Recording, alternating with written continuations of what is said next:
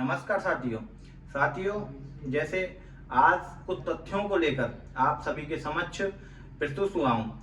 साथियों, जब से ये नवनियुक्त बीसी हमारे महाराज सूर्यमल ब्रह्म विश्वविद्यालय में अपना पदभार ग्रहण किया है, तभी से इस भरतपुर की पावन धरती पर तभी से छात्रों को एक उत्पीड़नों के द्वारा उनको बहुत प्रेरित किया जा रहा है। जातियों के नाम पर उनको भेदभाव करके और अपने चहेतों को, ये भ्रष्टखोरी बीसी अपने चहेतों को नौकरियां दे रहा है।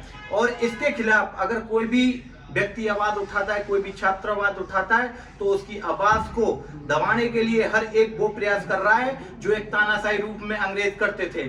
साथियों, मैं इस वीडियो के माध्यम से माननीय राज्यपाल महोदय को भी अवगत कराना चाहूंगा कि ऐसे भ्रष्ट बीसी को, जो पिछले कार्यकाल में दिल्ली में रहा है, वहां पर भी इसने महिला उत्पीड़न जैसी कई ऐसे केस हैं जिस पर अभी तक जांच लगी हुई, जांच के द्वारा बैठा गया है। भ्रष्टाखोरी के रूप में कई वीडियो इसके चप्पल जूता मारते हुए शिक्षकों को ऐसी वीडियो वायरल हुई है। इसके ऊपर खुद एक भ्रष्टाखोरी का दाग और महिला उत्पीड़नों का दाग लगा हुआ है। ऐसे भ्रष्ट बीसी के ऊपर जो जांच बैठी गई है, ऐसे भ्रष्ट बीसी को अगर आप कहीं कुलपति की अगर नियुक्ति कराते हैं तो कहीं ना कहीं छात्रों का जो जीवन है वो एक अंधकार में जाता हुआ दिखाई दे रहा है। मैं आप माननीय राज्यपाल महोदय से भी निवेदन करना चाहूंगा कि अगर ऐसे भ्रष्टखोरी बीसी और ऐसे तानाशाही बीसी को अगर लगाया जाता है तो कहीं ना कहीं छात्रों को बहुत बड़ी दुर्भाग्य और बहुत बड़ी अपनी निंदनीय रूप से गुजरना पड़ेगा। उनका जीवन पूरा अंधकार में पड़ा हुआ है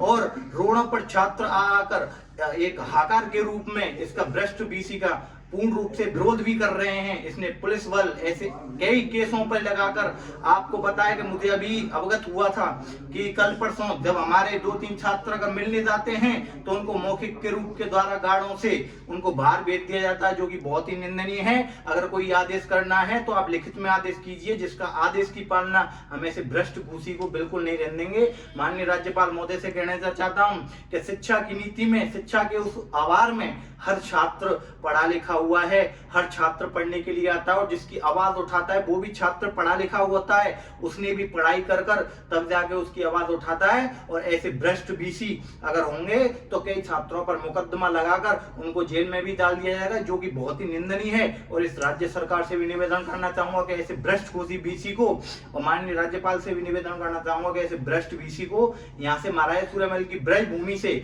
यहाँ से हटा के इसको शांतिपूर्ण रूप से छात्रों को संतोषपूर्ण जवाब दें। अगर ऐसा नहीं होता है तो ऐसे भ्रष्ट बीसी के खिलाफ कुछ भी हो सकता है, जिसका जिम्मेदार पूरे माननीय राज्यपाल होंगे। क्योंकि हमने कई बार विरोध प्रदर्शन करके, मीडिया के माध्यम से कई बार जेल जाकर, कई बार धरना प्रदर्शन देकर, कई बार लाठियां खाकर हमने अपना विरोध किया है। अब हम बिल्कुल नाक तक ऊग गए हैं।